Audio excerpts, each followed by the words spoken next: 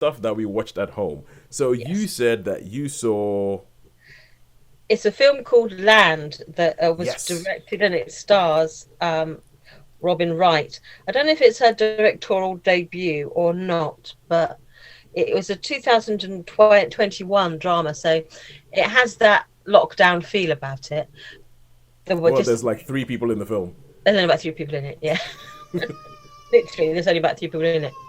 But the basic premise of the film is your our character, and again, there's not a lot of speech in it because she spends a lot of time, um, as you'll I'll find out.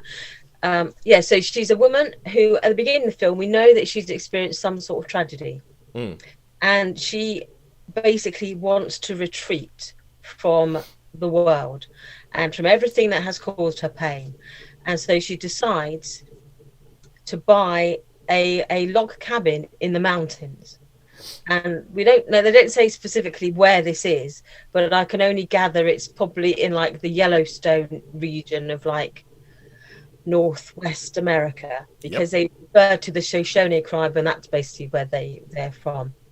And so she basically buys this cabin outright, and she rents a car and like a U-Haul thing to take her belongings to this cabin. And then she says to the chap who directed her up there, "Can you get someone to come and pick up the car and pick up the U-Haul?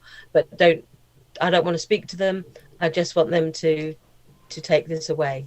Yeah. And they say, "Are you sure you're going to be isolated? It's not a good idea to be in the mountains completely isolated." She says, "No, no, I don't want to have any contact with anyone."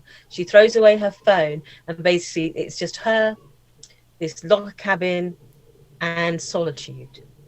And has like she has like crates full of food, and she has like an axe, and she has a gun, like a hunting rifle. And basically it's her, the first half of the film is basically her learning to survive, Yeah. and she doesn't do it very well because you may think, oh yeah, I can start growing my own food, but then all the wildlife in there go, hey, free lunch, and so everything she tries to grow doesn't succeed. She thinks, oh, I'll just fish, and then that's fine until the river freezes over, and then the winter hits, and then there's like blizzards that last for days, and it's like I'll just go and hunt something.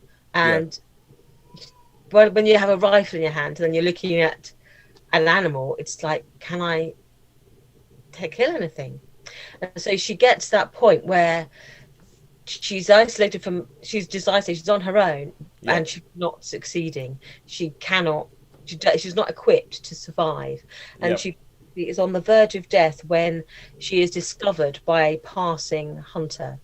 And then as the film develops, it doesn't develop in the way you would expect. Like if a man discovers a woman living in the wilderness, it's going to be like, oh, Yeah. Yeah. Yeah. Yeah. does Yeah. not happen in this film. But Oh, she let's huddle does, together for warmth during the cold, cold winter. yes. And it's just like, that's what I needed. I've got a broken heart.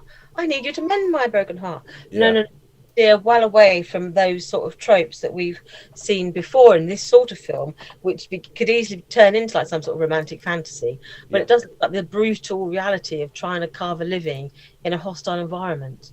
But then eventually, because she is just so ill-equipped, some people, they come to help her, Yep. and her way of then starting to slowly to reconnect, and we then get a glimpse into why she decided to isolate in the first place. So it is a film about this one woman's journey into basically self-discovery, failure, and then sort of rebuilding a life that that she chooses. Cool. So this sounds well like it could because there was a film called Into the Wild directed by Sean Penn, which is who's Yes, Robin Wright's former husband. Oh, weird. that's right, and it's based on a real story, isn't it, about this young Yep. man who retreats Who further and retreats? further Yeah. away. And Yeah. he basically starved to death, didn't he? Or was he poisoned by eating the wrong sort of berries? He essentially he died because he was ill prepared. Yeah. Because he had this romantic idea of what was going on, but he died. I might On have a just mountain. spoiled that film, but never mind. But, um, so with this, it could end up being quite pretentious. It could end up like one of these things that goes, "Oh, modern life is rubbish. We don't need modern life. We just need to go back to nature and everything." But I think it's the kind of thing that will probably rise and fall on the performance and the sincerity of what it is that they're saying. Does it do well in that regard. I thought it did. It's obviously a quiet film because there's obviously not a lot of speech in it, and it Hmm. doesn't romanticize the nature. Because well, if you and I, well, I'm older than you, but we grew up in the days of like Grizzly Adams. You know, this man sort of at one with the wilderness, and all the wild animals come, and he befriends a grizzly bear, and he befriends the Native Americans who live nearby, and Yeah. it's all sort of like these sort of John Denver is playing in the background, and you have that sort of like slightly sort of he led like a charmed life, Yeah.